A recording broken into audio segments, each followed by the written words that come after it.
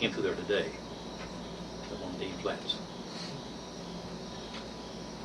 And in the census records, I believe it's 1910, it shows a Reverend Carr living with George A. Here in I heard the name. And there's north of Frankfort, there's a Carr cemetery. And there are a bunch of Robertsons buried there. Go there, right? But it's, So it'll be his family, probably. I think it's people who predated even Sam, because that's where they were supposed to. Granddad was very strong-willed. Probably took it after Sam, but Yeah. he was very strong-willed. He made up his mind. You couldn't change it. I mean, there was no change into it. He was a little bald-headed man, Yeah. but he was loud also. Yeah. He was strong. Okay, Joe, do you have a question? No, I don't think so. Do you have a question? All right. Well, thank you very Well, much. I've got 1,000 more questions. Oh, by all means, go ahead and ask them. But I don't know what they are right now. Oh, okay. Well, Because I learned a lot here just listening to this. oh, me too. Thank you very much for telling these wonderful stories for us. I think Family I told you. history. I told you the one about the blacksmith shop that Granddad George had ordered. Oh, please do. I'll You're tell you still about that. running, aren't you?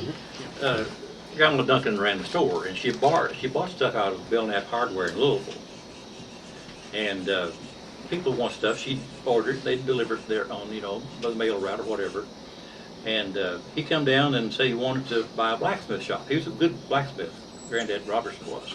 Did his own work all at home, made things at home. And she showed him a Belknap catalog and about 3 different levels of cost and equipment. And he said, "Oh, I couldn't afford that one there, or this one. This is the one I want, a small one." So she agreed and ordered it, and about 3 or 4 weeks it came in. And she sent word up on the hill to Granddad that it was here. So he came down all upset. "I don't want that one. I don't want that one." He said, "I told you I don't want that one. I want this one." And she said, "Well, Mr. Robertson, what am I going to do with the one I ordered for you? It's the one you said you wanted."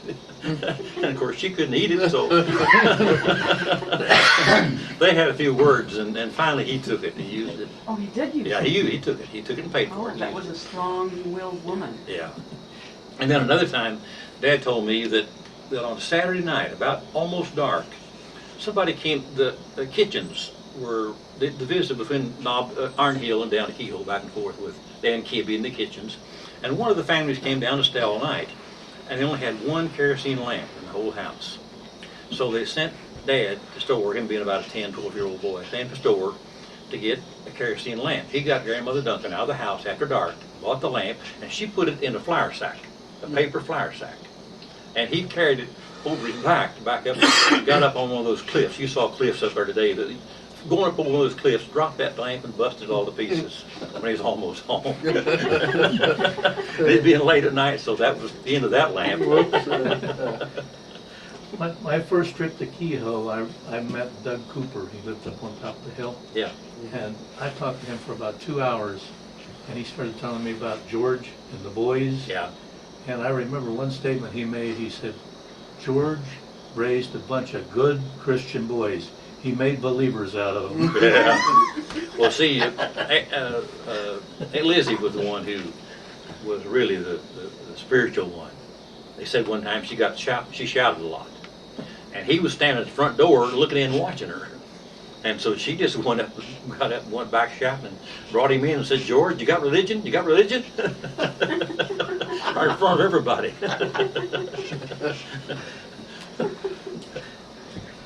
Yeah, things were different back then.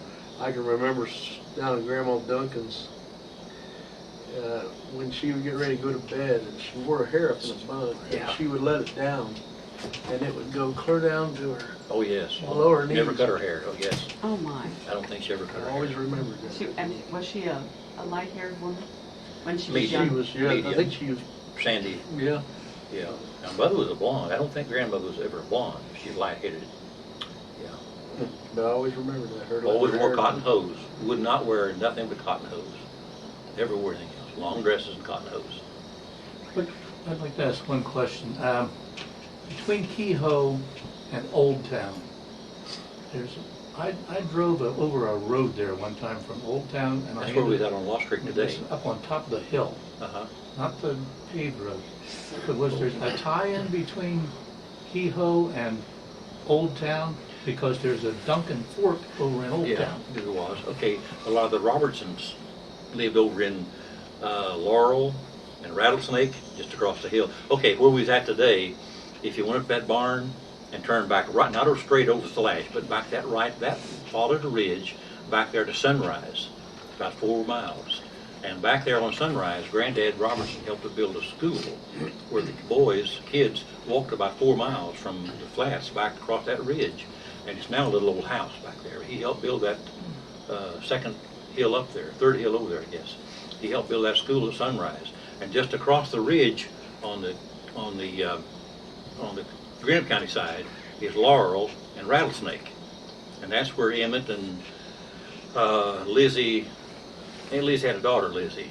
That's where Lizzie lived, and they about starved out over there on that hillside and had to come back over home somewhere there.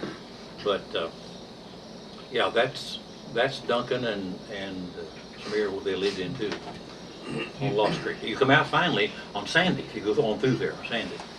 Do you know any stories about Leroy? Leroy Duncan? No. Leroy? Uncle Bob used to tell stories about Leroy. Did he? That was Lawson's father. Mhm. And he was a moonshiner and counterfeiter. Lawson Wheatley?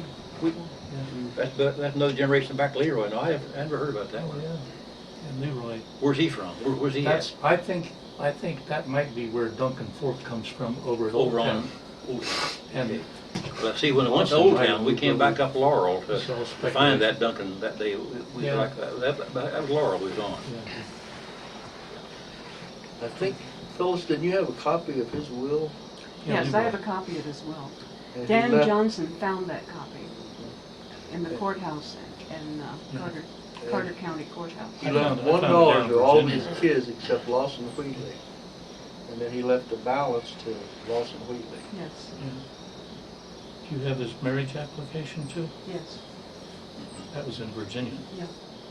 Fauquier County. Okay, so they came from Virginia, Yes. probably when the Poages did, by him working for Poages, the Coopers and stuff. Now, why would the families have moved from Virginia into Kentucky? There's Obviously, a lot of excitement and a lot of big tales about the good land in Kentucky. and would the land here be more similar to what it was in Scotland, in the Highlands, or? Yes, yes, it would be, a lot of the hills.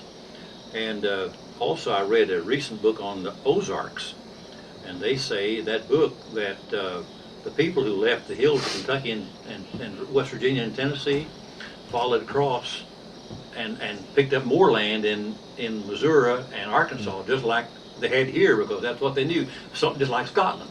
So they just came from there to here and then moved again. And the same kind of people in the Ozarks that were here in Kentucky and West Virginia. You know, and why did the basically Uncle Bob's generation start moving out of Kentucky and into Ohio? Ohio's cornland, and they left down there by the carloads, wagon loads, to cut corn in Ohio by hand, cutting shock corn.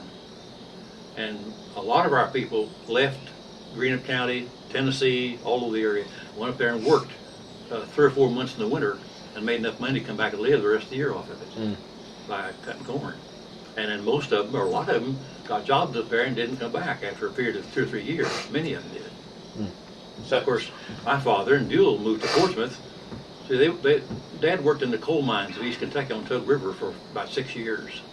And then he came back down, he in Maryland, and Duell, and decided to try Portsmouth, and he and Duell got jobs at the railroad shops, Norfolk Western. Maryland didn't get a job, so went on to Detroit. But they decided they'd not go back to coal mines again because it's too dangerous. Saw a few people get killed, and it made an impression on them. William Lindsay Pogue traveled between Missouri and Kentucky. I never, that must be the connection. Hannibal, Missouri. Hannibal, yeah. Missouri. In fact, the old Pogue rifle that we've heard about from Robert, who got his father, is supposed to be in Hannibal in a museum, understand. Now the Cooper rifle, Wade's son, right there behind the cemetery, has got the old shotgun and the old muzzle-loading rifle that Eli Cooper brought in the country in 1835. He told me I could come see it. I can't have it, but I can go see it and get a picture of it. And who is he? It's Shannon, it's Wade Cooper's. That's the other John's. John W.W. His son, or his His grandson. son, right. Son, And they live there in Kehoe? we live right there at the cemetery, behind the Behind the cemetery. cemetery. Wade's dead, but his son Shannon lives back there. How big is Kehoe? What? Nobody there now, is there? Way out. Yeah. There's one family there on where you cut across the road with the bridge. The Worthingtons used to live there. That one, that's it. That's Kehoe. Really, it was just a white place in the road, crossroads. Yeah, Everybody Even knew it took- though. They took the sign down, it's not. Yeah. No, even it's the not sign nothing is now. not there anymore. They what they did, they've marked all the hollows and roads for the 9/11 business, but they've taken the town signs down. What would But- the 9/11 business be?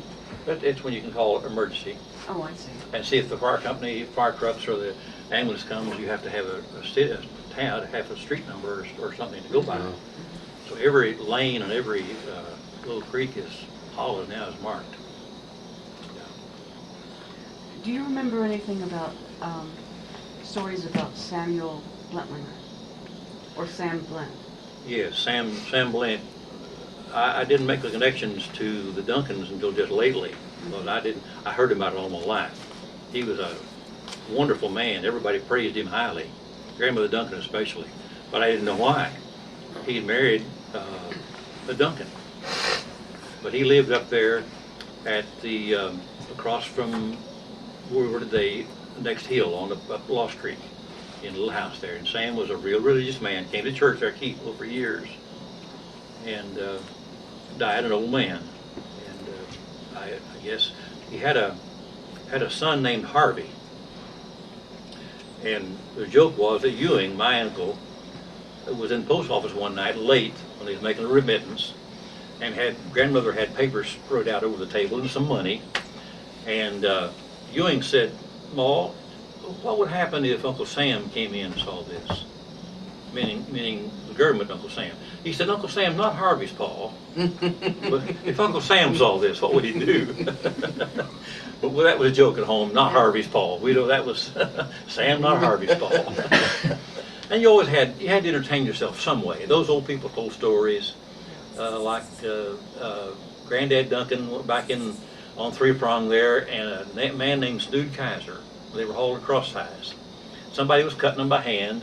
They take 8 mules and 2 wagons to go back like this morning, get 2 loads of cross ties, bring them out, and then in the morning at daylight they'd leave to go to Greenup and sell them, and the railroad, and then come back with a load of feed and fertilizer and groceries and whatever that night. Get back at midnight that night. Well, this one day they got their cross ties loaded. They put 12 cross ties on the wagon, and 4 mules pulled it, and had to go out a ridge and off of a hill into a creek and then away again.